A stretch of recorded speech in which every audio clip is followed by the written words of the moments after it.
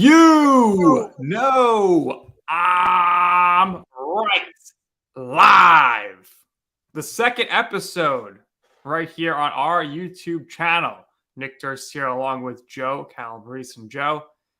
First, we just got to say thank you to all of our fans and viewers who watched our debut episode. It was a smashing success. And here we go. We're getting the ball rolling here. It's like an avalanche, like your Colorado Avalanche. Can't be stopped. Well, they were stopped this year, but yeah, it was a success last week. Let's do it again. All right, here we go. So, first off, Joe, we are going to talk about the breaking news that happened about an hour or two before the show. We had to change our rundown. Ryan Seacrest is going to replace Pat Sajak as the host of Wheel of Fortune. Pat, 40 years doing the job. Whether you're a fan or not, I'm sure at some point it has come on in your kitchen during dinner time. You've seen Wheel of Fortune.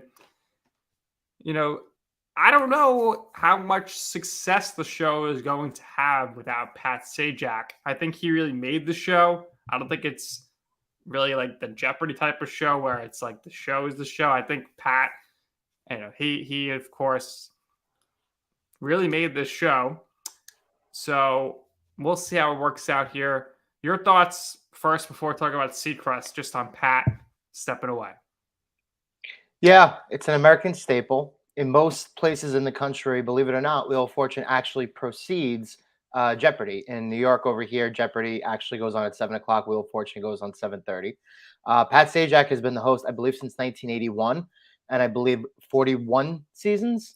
But yeah, you're right. I think Pat and Vanna White are the show, and it's kind of got that feeling to it. Obviously, not as sad and depressing as like losing Alex Trebek was for Jeopardy, and I think they admirably replaced him with a combination of the games like Greatest Champion Ken Jennings and Mayim Bialik. So I think it's a deserved opportunity for Ryan Seacrest. He's had a really, really nice career.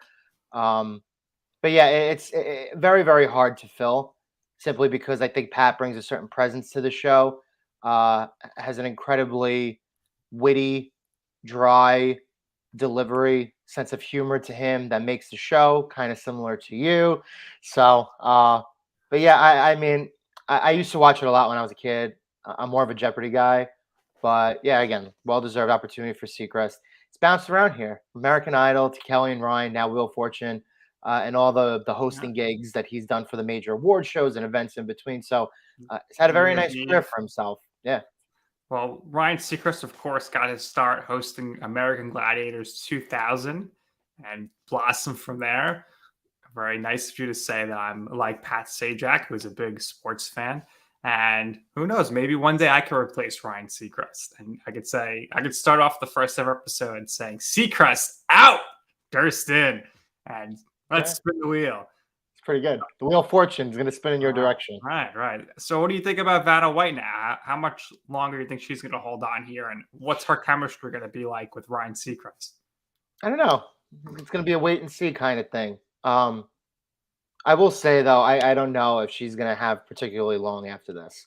Maybe she does a couple more seasons, maybe another couple years, another 2 or 3 years. And I think she's going to be out as well because, again, with the turnover, most people who watch the show watch for that chemistry between Pat and Vanna. And it's like when you watch the show, when I was younger, right, I used to love watching The Price is Right on days that I was homesick or days that I knew I was going to be home. And like somebody like Bob Barker comes into your living room, it's like people who watch Wheel of Fortune religiously and who sign up for the account and everything and do like the promotional stuff. Like, you feel like those people are your friends in kind of a weird way. So, kind of losing like your best friend with Pat, and then when one best friend goes, the other's gonna not be that much longer after that.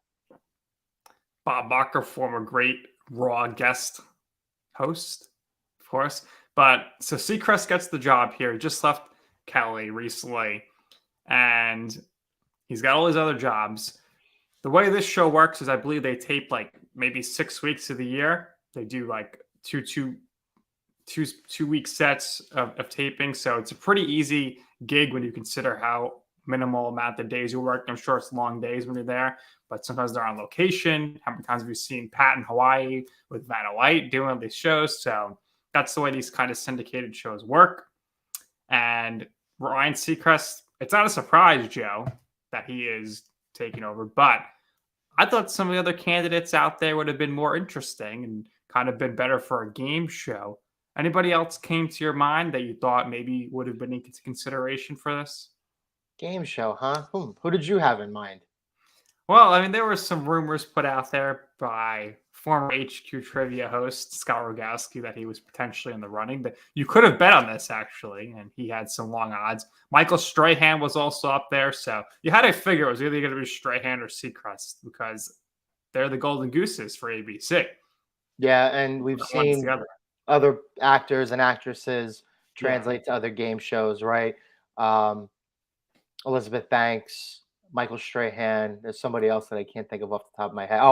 Alec Baldwin. So they've tinkered here and there. So well, I would have went with Tom Bergeron. I think he would have been great for America's Funniest Home Videos host, right. Former host of of course, the dancing show Dancing with the Stars on ABC. But they're going with Seacrest, and we'll see how it shakes out. I'm sure those episodes will start in the fall and probably rate pretty well because with this writer's strike now, there's not going to be any new shows. So maybe they'll put Seacrest on primetime and do Celebrity Wheel of Fortune, which they do every year. Of course, The Miz was on this past season. He was great.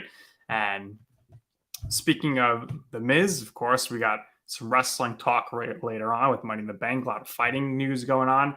But, Joe, the biggest fighting news coming out of the last week since we did our show has got to be Elon Musk and Mark Zuckerberg.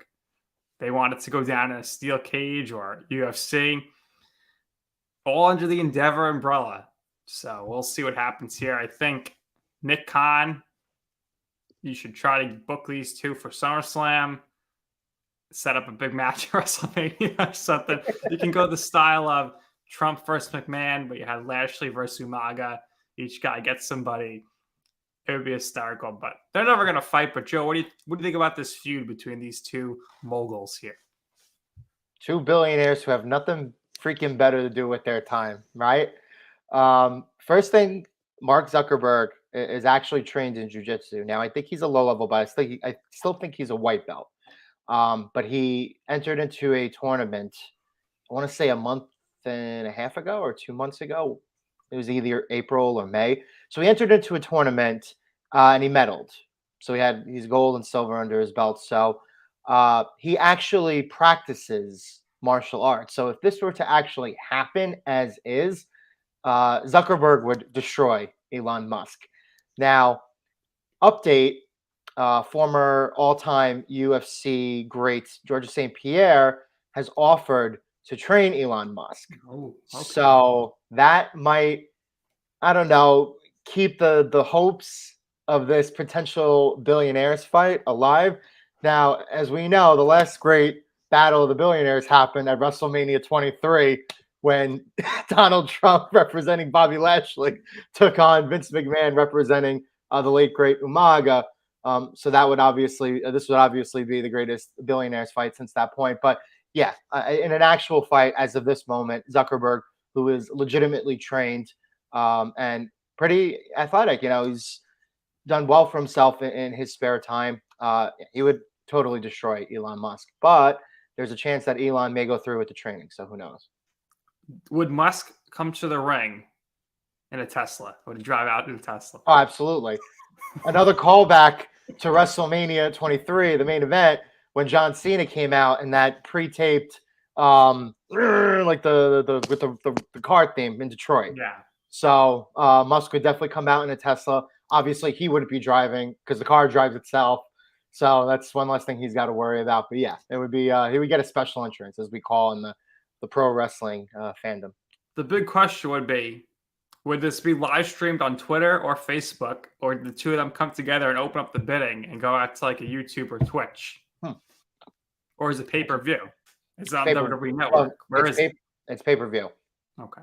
but I would imagine that both Twitter and Facebook, Meta, whatever you want to call it, would have access to exclusive streams. That you could pay them for it, and you can get the stream. But it would probably be on either HBO or Showtime. Can't imagine anything else. How about Amazon Prime? Got to be there. Jeff Bezos. Go through Bezos, a billionaire hosting a fight. He's got to get in. He'll get in the mix, of course. Yeah. So Jeff Bezos, his fiance Lauren Sanchez, they're out and about. Jeff is posting all these, we'll say, risque photos of his fiance Lauren Sanchez, Joe. And this is a question, more so for you. You're the single guy here. Of course, I'm happily married. Bezos here, Joe. I think it's pretty clear that he's using all his money to get whatever he wants. Wouldn't you? So what do you think about Lauren Sanchez here and how she's syncing up with Bezos, seemingly out of nowhere? And well, their relationship started on rocky terms, right? Because she was the third person involved, which eventually led to Bezos divorcing his wife, right? Yeah. Seems like Bezos missed a step in his life. That's what this all comes down to. And listen, when you get into a position like that, and you want to start coming across more like Lex Luthor, with the shirts and the body out and the boat pictures and everything, like he wants to play the nice guy villain, which is fine. I don't care about that. It's a good role for him. But yeah, they started on rocky terms again because she was the third person involved, and I hope they're happy because at the end of the day, we reached the point here where we're old enough where we just kind of wish for happiness for everybody. But yeah, I mean, again, he dedicated a good portion of the middle portion of his life, right, your younger years, to building up Amazon, which started out as an online bookstore and is now the basically go-to universal shopping place for everybody around the world, right? So he put in the work, he dedicated it, but he worked long hours. His original office, I don't know if you've ever seen old pictures, was not great. His first wife was right then and there with him, next to him, helping him financially, funding stuff, I believe. So she was a part of the process just as much as he was. So again, he's got enough money to do whatever he wants. Hopefully we can get there someday with this show. I think we will. So Joe, would you be interested in the former Mrs. Bezos? Very wealthy lady. And she reaches out to you and it's like, hey, Joe, I saw the show talking about my jerk of an ex-husband. I appreciate you saying I knew my jerk of an ex-husband. That I was right there. I was just as much involved, especially financially. Would you be interested in the former Mrs. Bezos? I don't even know what she looks like just because of her financial status. She's a pretty woman. But this implies that I'm going from sugar daddy to seeking out a sugar mama, right? I don't know. Maybe. All right. So I'll never say never. Hopefully it happens. But Joe, like you've said before, if we make it big, all the ladies in your life in the past are going to come out of the woodwork hunting for you. But you'll remember, you don't forget. I don't forget. You forgive, but you never forget. There you go. All right. So following up with our top story from last week, which was that Kourtney Kardashian revealed to Travis Barker at the Blink-182 concert that she was pregnant. Now they had their gender reveal party. So before we talk about that, we got to thank Kourtney, right, Joe? She did a great job for us. Awesome. She held up the sign. She said, Travis, listen to the You Know I'm Right podcast. So we thank her for that. And for that, she won the Fan Friday award this past Friday. If you want to be the Fan Friday, just send us some You Know I'm Right related photo, you and the merch or whatever you want to do. And you too can be the You Know I'm Right Fan of the Week.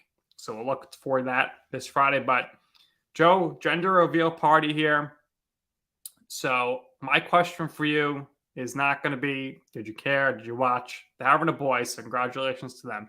My question to you would be, when the time comes, if you are going to be a father, would you have a gender reveal party? And in what way would you reveal the gender if you were doing it, Joe? Do I look like the kind of person who's going to have a gender reveal party? Well, it depends on the missus, right? No, the missus doesn't get a say in this. It's a no. All right, because I was gonna say, would you hit a softball? Would you like throw something? Would you run through a wall? Absolutely not. No. So you're out on gender reveal parties. I'm out on gender reveal parties. All right, that makes 2 of us. So there Good. you go. Well, I mean, if you're going to do it, it depends on the time of year too. So if my wife is expecting during the summer and it falls close enough to the 4th of July, maybe on your birthday, Joe's birthday next Tuesday. So right. we're not going to do the live show most likely. Right. And well, maybe we'll do it either Monday or Wednesday. Right. Shoot off the firework because shoot off the firework of the firework with the blue and the pink. That's maybe the extent of it. If if I know that we're expecting on a timeline that coincides. Yes. So we will do a show next week, probably maybe Monday, and we'll be previewing the Nathan's hot dog eating contest, of course, which is always a topic of discussion and conversation for us here on the You Know Why podcast. Another topic that constantly keeps coming up for some reason, but this year maybe it's a good reason for Joe. It's going to be his New York Jets. They are going to be back on Hard Knocks, Joe. It's a no-brainer to pick them. They were the team you want to see. Correct. Sal's not happy. Rodgers isn't going to like this, but you know what? Too bad. That's the way it's going to be. I haven't watched Hard Knocks in years, but I'm going to have to tune in for this one, I think. What about you, Joe? Yeah, I think we're going to tune in for a bunch of episodes. You're absolutely right. They were the team, or one of the teams of the offseason. You go out and you grab Aaron Rodgers, who not only is he still one of the best quarterbacks in the NFL, one of the biggest personalities that translates outside of the world of the NFL. Sure, the coaching staff, maybe the general manager, personality-wise, doesn't fit nearly as well as Rex Ryan and his staff did, because Rex Ryan was immensely entertaining, had a good stretch there for the first half of his duration as head coach of the Jets. So they were very entertaining. A lot of colorful personalities on this team. This time around, not as many colorful personalities, but again, you bring in Rodgers, you bring in the expectations that come with it. I think the names can translate, and the last 5, 6, 7 years of Hard Knocks haven't necessarily been great, but when the Lions did it, a lot of people found that to be very enjoyable. It was a good season then. So I think the Jets are the right team here. Maybe you could have listed a couple of more teams in there.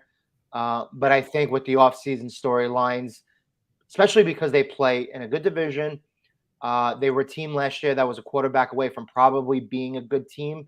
So I think to see the process, if they do break that streak and get back into the playoffs, what happens from training camp on through the regular season, I think it's a good fit here for this year. Yeah, lots of qualifications in order to be on the show.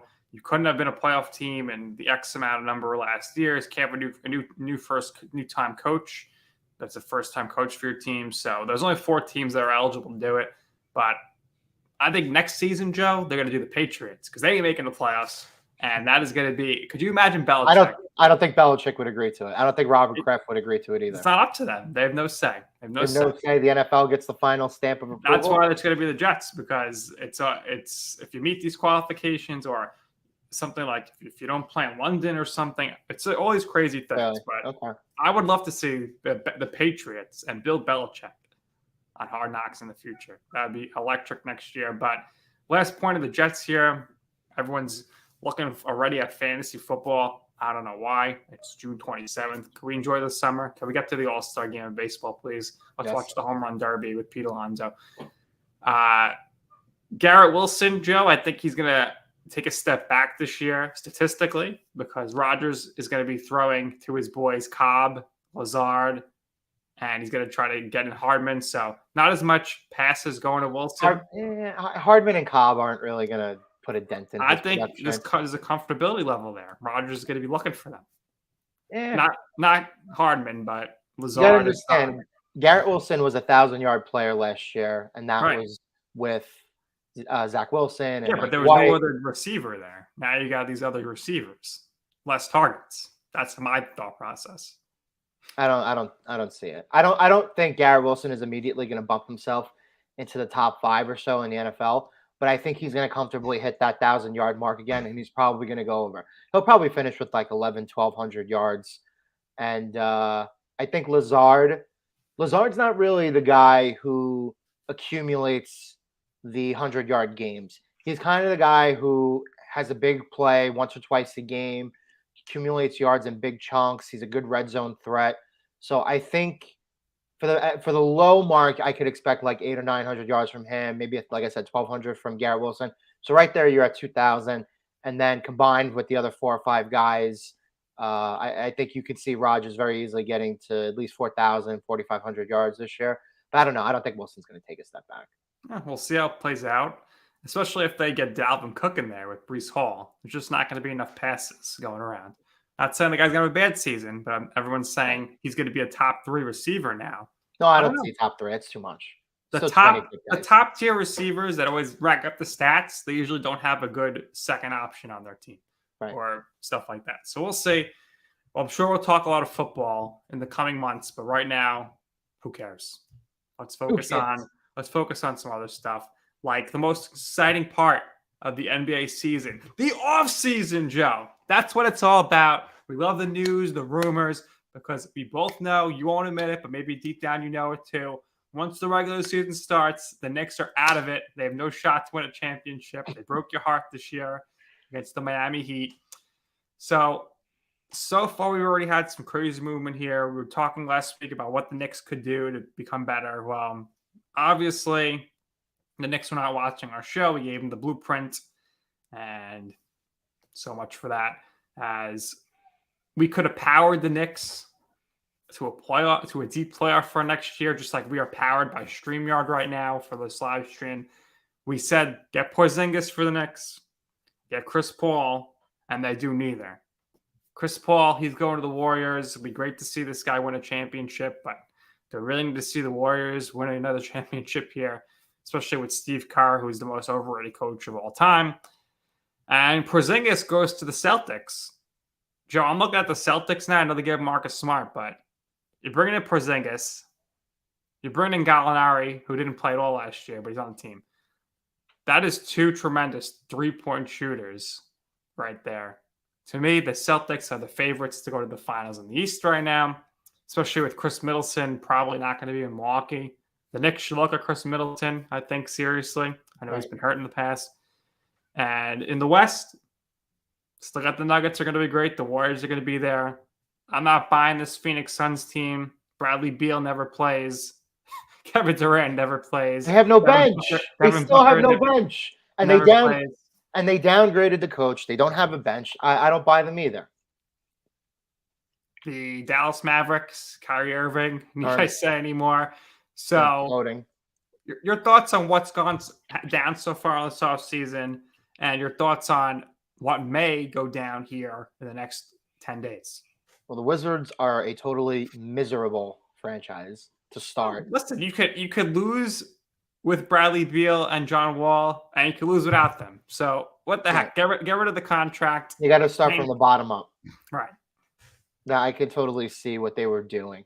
As for the Celtics, once again, they are the preseason favorites in the East. We've been hearing it for 4 or 5 years now. I don't know if this is the year you're going to break through. Porzingis has to stay healthy first. That's a major portion of what's going on with them right now. There's going to be some major load management with the Celtics team, I think. Right. And I still am not sure if I like Jason Tatum. I like Jaylen Brown. You know, are you going to be able to win with Jaylen Brown as your second best player on a championship team? I'm not sure about that. I don't know. I'm not sure about Jason Tatum being the guy. He's such a weird player because it's either he explodes and he does something awesome, or he totally goes cold and he's streaky and he's just non-existent in big games. And you could say a little bit about that about Jaylen Brown. But at least with Tatum, that ceiling, that elevated ceiling that you see for among like some of the best players in the NBA, can consistently reach that. You know, he was among the top 5 in the NBA MVP voting all season for a reason. I still think he's a tremendous asset. I think your questions are warranted, though. But yeah, I mean, I'm still on a wait and see basis with the Celtics here because they had an opportunity here to dispose of Miami team that, yes, they ran the gauntlet in the East and they beat the Bucks and they beat the Knicks and the Celtics and 3 no slouch teams last year. And then they kind of whimpered away in the finals. You know, if they didn't edge out that close game in game 2 in Denver, you know, it would have been a sweep, which wouldn't have been surprising to us. Whole thing about the Heat. Maybe the Heat will get Damian Lillard. Well, what are the Trailblazers going to get from the Heat? Nothing. They don't have any assets. Right. And they're like, oh, we'll trade Damian Lillard to the Nets. Sure, you get all these assets, but why would Lillard agree to that? He's got just as much of a chance to win in Portland as he does with the Brooklyn Nets. Yeah, so, it's gonna be difficult for the Nets.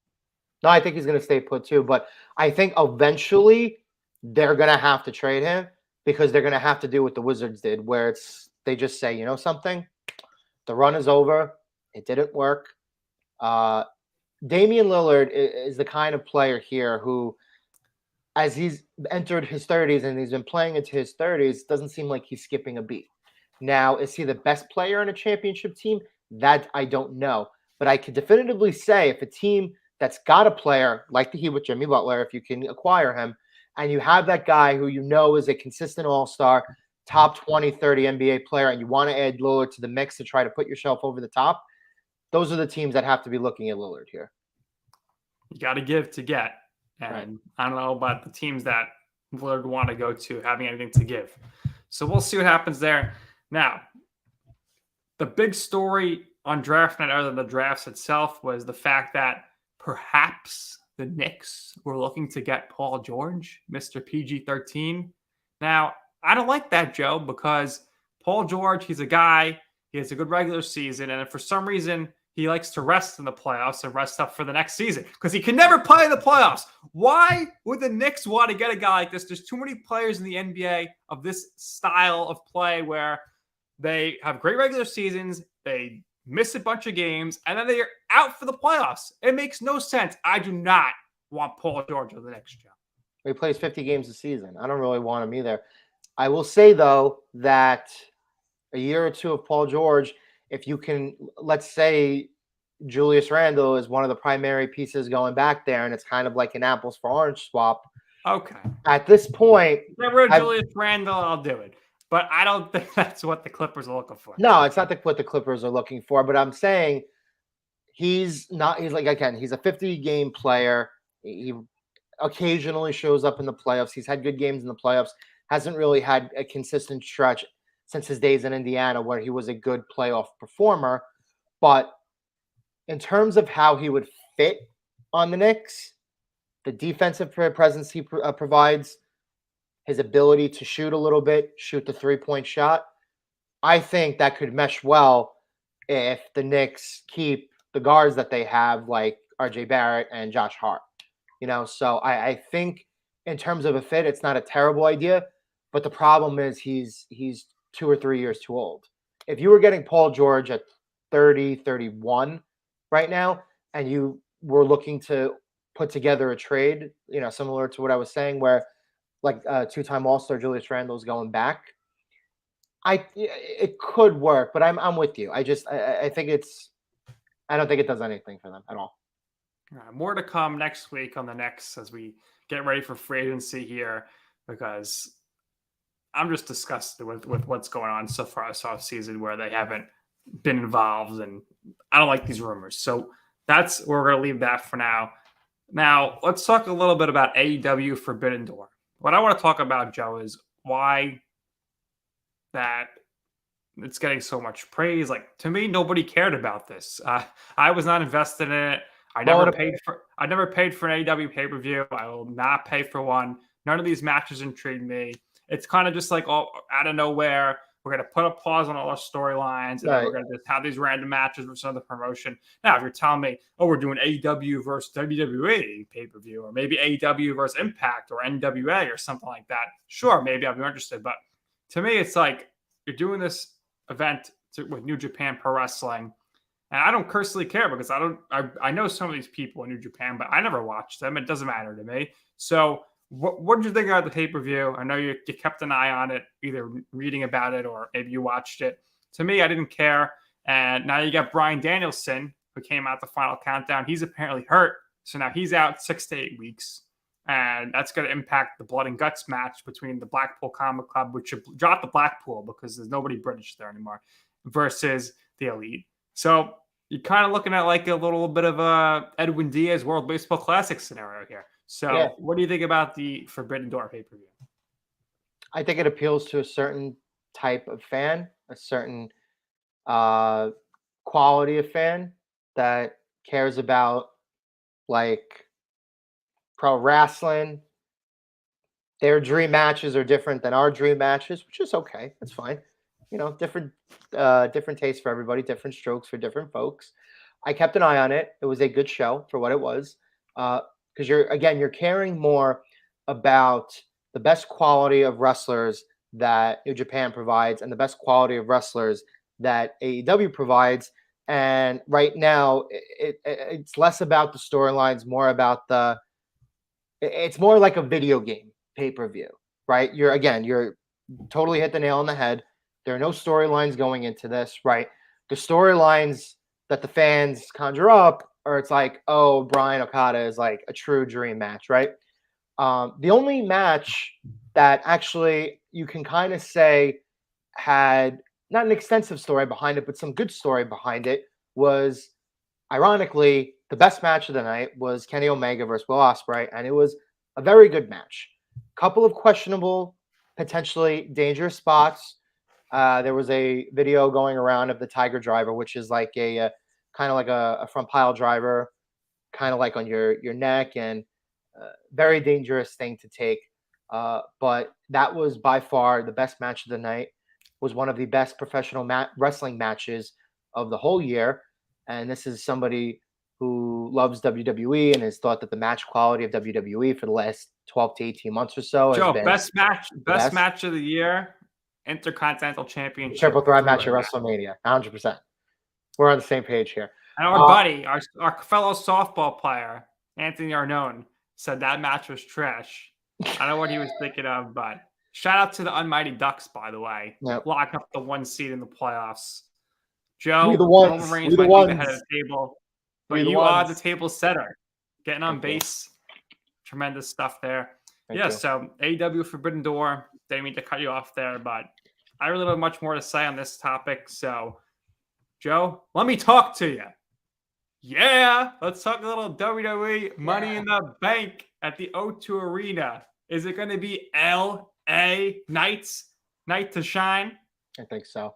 I don't know. Well, let's run through some of these matches quickly. We could start with the men's match. We talked about it last week. I think Logan Paul's winning. I don't see why they're bringing him in if he's not going to win. Unless, of course, on SmackDown this Friday night, they announced Drew McIntyre's in the match, that I think he has a great chance to win the match. Usually there is 8 men in the Money in the Bank ladder match. How do you see this one shaking out, Joe? I think LA Knight is actually going to win.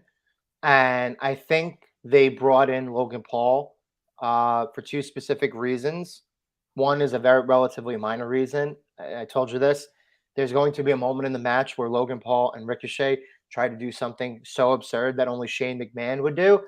So they're going to have fun doing that. Let them do that. But I also think Logan Paul, he's got his fan base, right? However many extra eyeballs he brings in, they try to get those eyeballs to watch the product.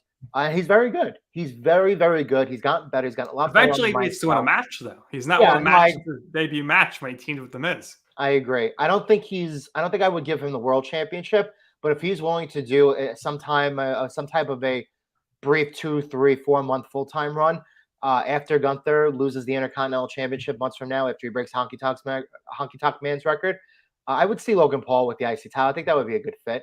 But for this match in particular, I think they just want some eyeballs on it. I think they're ready to push LA Knight. He beat Rey Mysterio clean as a whistle on SmackDown. Love it.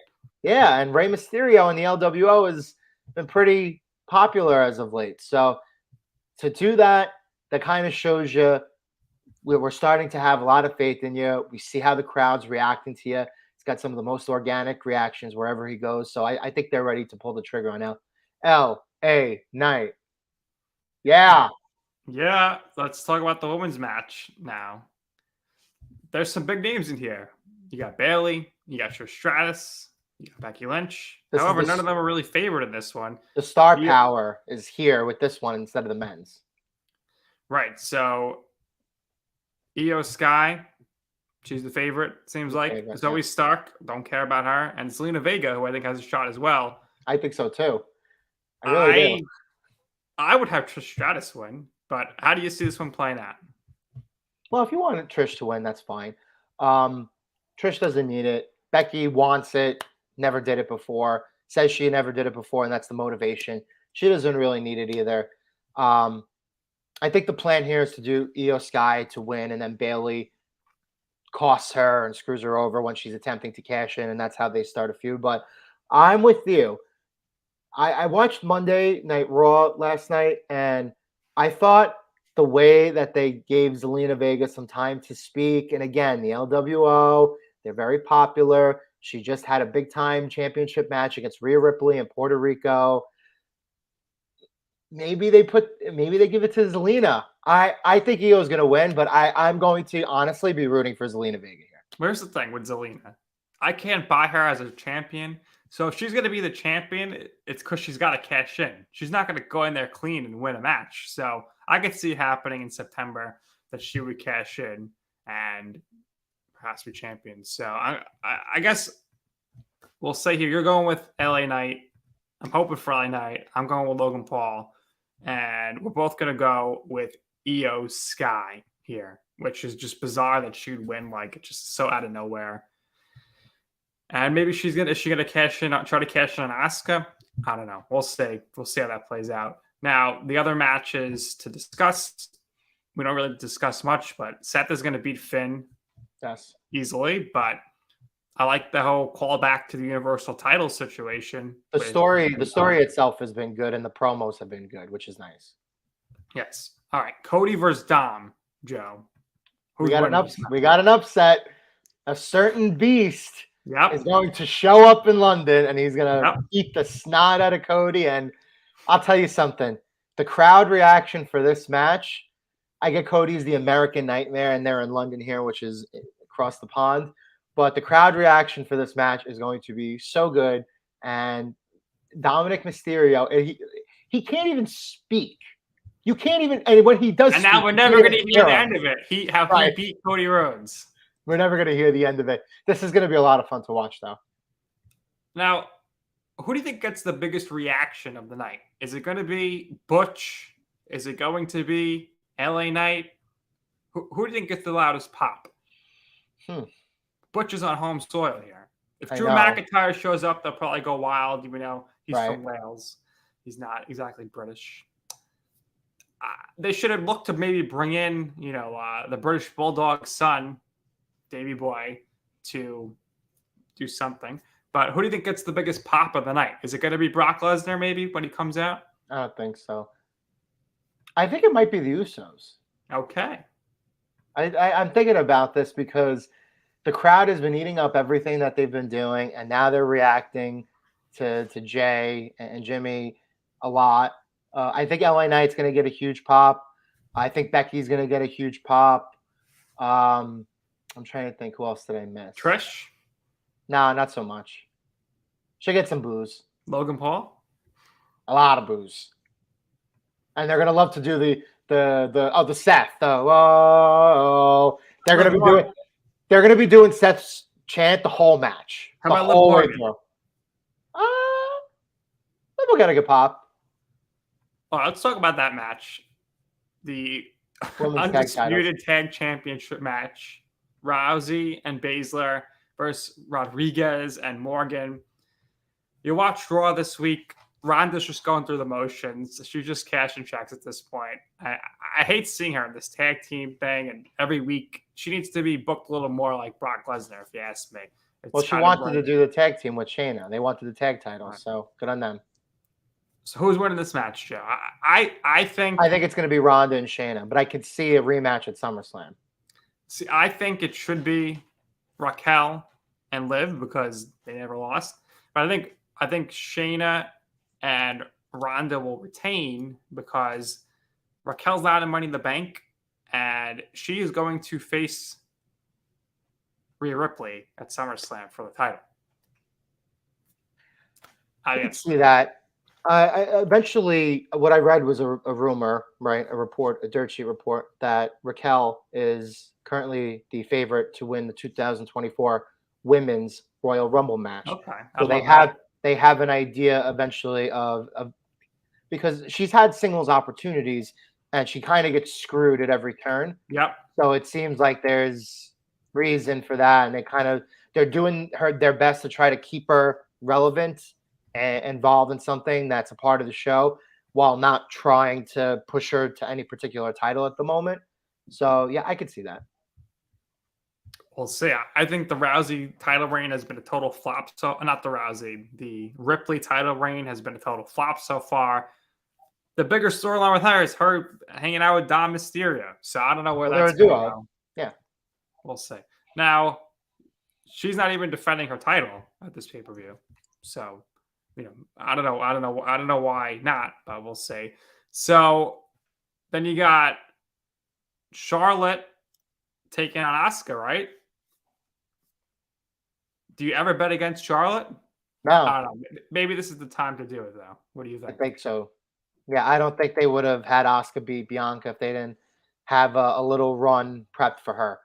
But this is it. This is it for Asuka. I think this is the last of whatever world title reign she's going to get. I don't know how long it's going to last in particular. But she's already beaten Bianca. Charlotte was next because, again, when she's not the champion, she's still the champion. The line starts at her. And then eventually you'll probably see Io if she wins the Money in the Bank case, maybe go for it.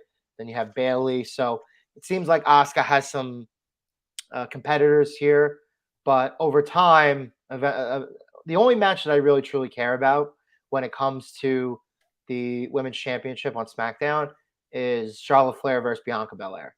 That's going to be difficult to pull off and hold off on. You would think they do that for WrestleMania. I would hope so. They could do it for SummerSlam.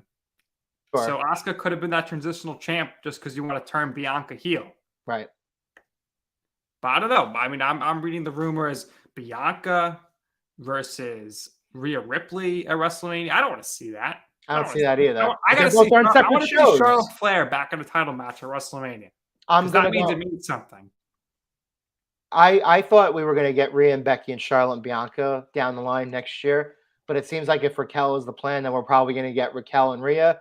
We're going to probably get Charlotte and Bianca, and then they're going to probably maybe finally do the big Becky Lynch versus Ronda Rousey one-on-one match that we've all been waiting for. Please, I heard they don't want to work together though. We'll see.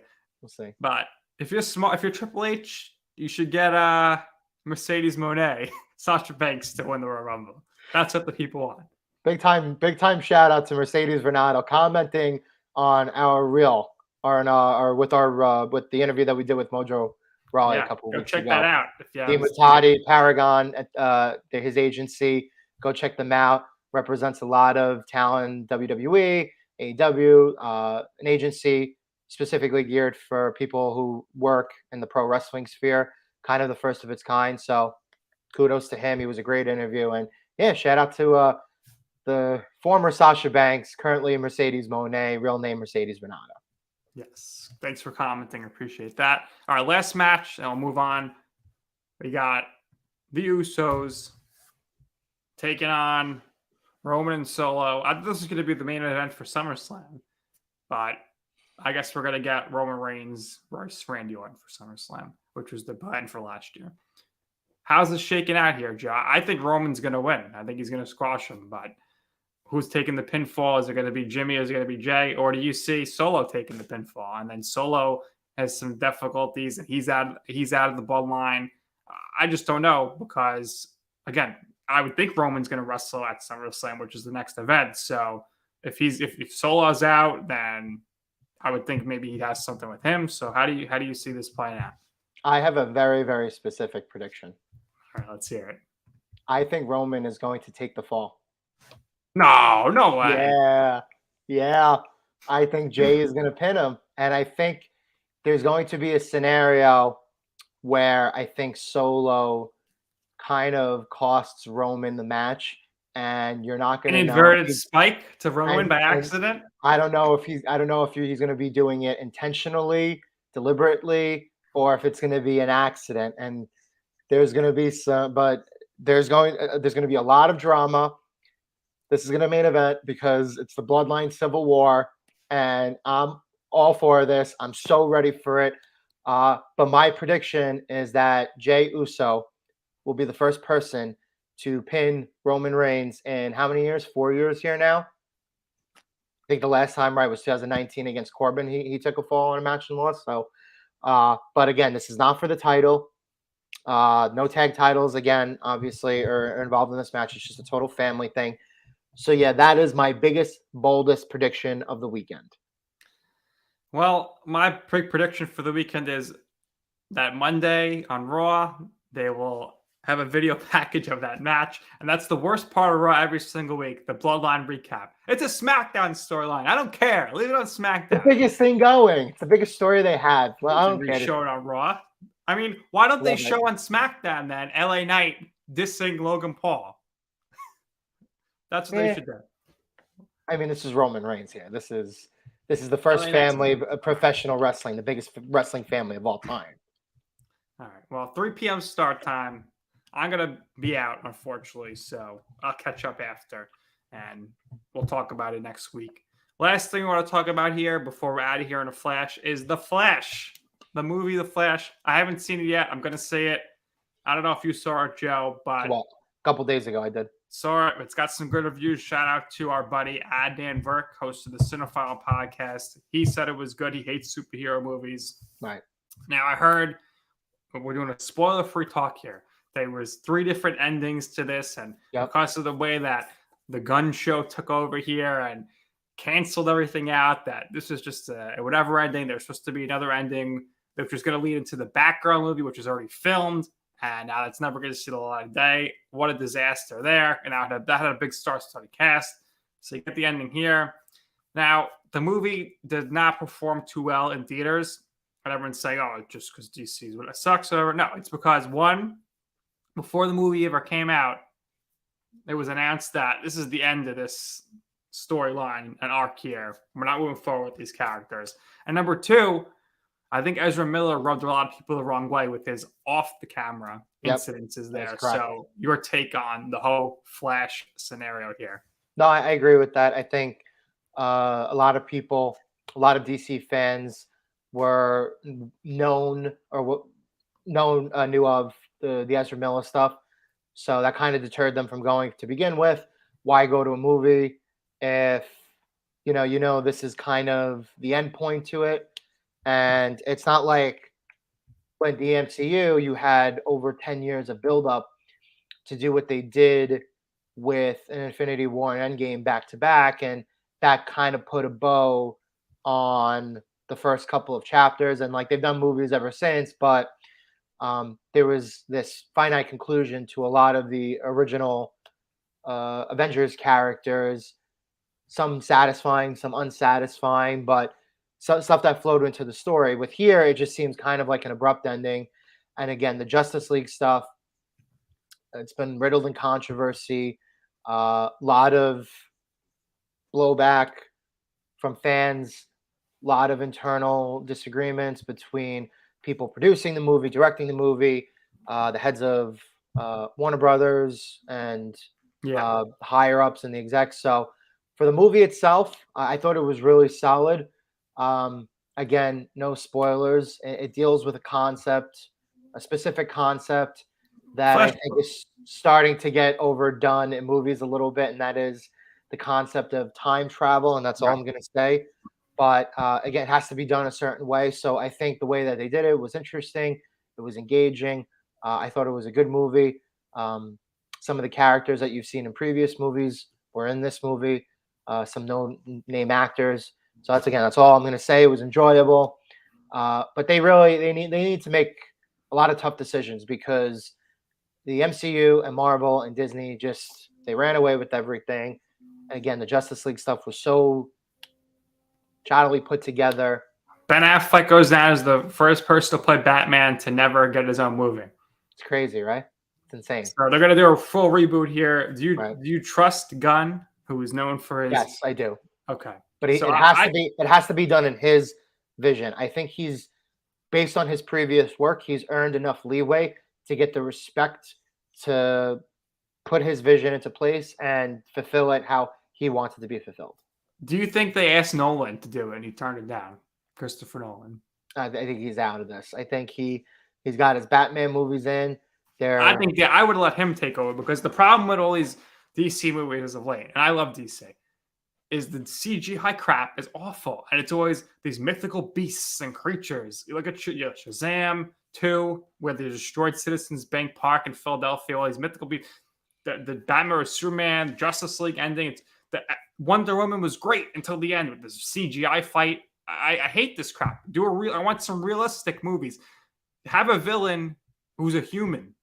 I mean, even if they're, I don't need to see this beast thing. Like, have a human playing the villain. Right. That's my thought, my 2 cents there on that. Yeah, sometimes they overdo it a little bit. The question's going to be this recasting. How are they going to do this?